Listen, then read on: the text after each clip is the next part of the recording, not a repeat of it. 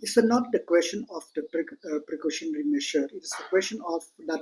It seems, as I said before, that during the weeks leading to the puja or after puja, if you remember correctly, that for many days the stretch after Island Court was closed due to the landslide and also the rain. So in that movement, it seems that this company have tried to clear as much as possible. So it seems they took advantage of that and dumped everywhere. So this effect. So because if they don't throw into the stream or rivulet, because now there is no rain, so the water will be clear.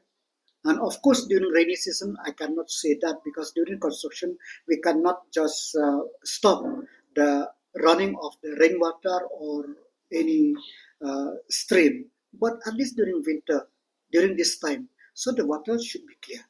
The water of River Umngot have turned muddy, which is affect the life of the fish or any thing are living there, living bodies in the water. Not only that, it also affects the livelihood of the people. The Honorable Deputy Chief Minister have already spoken to the company to see that how that this river, this beautiful river, which is an asset of the state, assets in the sense that tourism.